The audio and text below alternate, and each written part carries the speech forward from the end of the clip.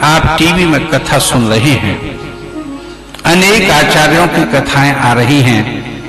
इसमें 2-3 आचार्यों को अगर हम छोड़ दें तो इस समय जो कथाओं का स्तर है वो बहुत ही सामान्य से सामान्य और निम्नतर हो गया है। आज इस कथा को भी आप सुनेंगे, आज से प्रारंभ हो रही है, हो चुकी है। वो कथाएं ही आप सुनते हैं। हम किसी की न तो निंदा करते हैं, न हम किसी की स्तुति करते हैं। उन कथाओं के भाव को और उस स्तर को देख करके तो अब ये लगता है इससे हानि क्या है साहब। आप कहेंगे कि आचार्य जी इस प्रकार की बात आप कर रहे हैं, दबे शब्दों में ऐसा क्यों कह रहे हैं, कथा तो सब कथा ही होती है। ऐसी बात नहीं आदरणीय भक्तों।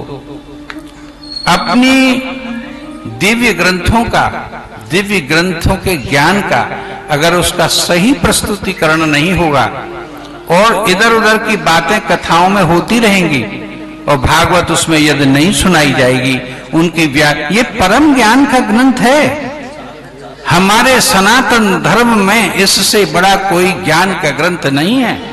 इसलिए इस कथा को ज्ञान यज्ञ भी आदरणीय वर कहते हैं। मैं आपसे निवेदन करना चाहता हूं, तो आगे की जनरेशन जब घटिया कथा और लफ्फाजी की कथा और पारिवारिक संदर्भों को सुनाने की बातें ही कथा में होती रहेंगी, तो हमारी जनरेशन, हमारे सनातन धर्मी, हमारी नई पीढ़ी ये कैसे जानेगी कि इसके अंदर वास्तव में तत्व क्या है, इसका ज्ञान क्या है।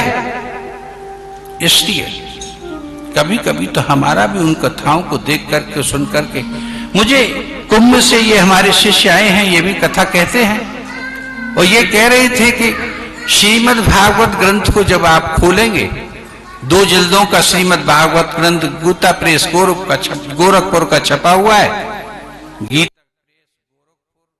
सनातन धर्म की ग्रंथों का उद्धार करने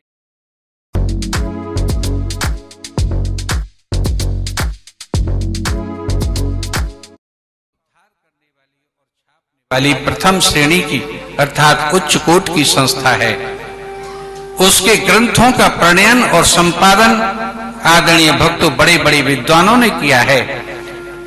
उसमें श्रीमद् भागवत कथा की पूजा विधि दी गई है कि श्रीमद् भागवत जब कथा हो रही हो तो किन किन देवी देवताओं का उसमें पीठ बना करके, आसन दे करके उनकी पूजा होनी चाहिए।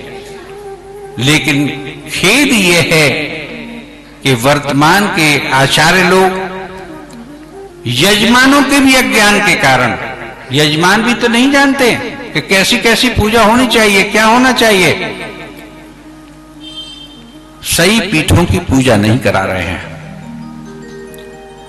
बस गणेश जी की सामान्यता पीठ पूजा कराई, ये बच्चा बता रहा था और बात सही भी है, मैंने औरों के मुख से भी सुनी। तो कहने का अर्थ यह है कि श्रीमद् भागवत कथा के, ठीक है हम संगीतकारों को साथ लाते हैं और एक और बात श्री भागवत में ही लिखी है कि ये एक गीत है।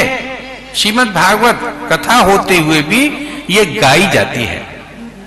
कथा का तात्पर्य तो यह है जो कही जाए, केवल कथ्यते स कथा, जो कही जाए केवल। लेकिन ये सतु गीता सुखादेवी, ये सुखदेव ने गीत के रूप में गाया। इसमें एक लयबद्धता होनी चाहिए।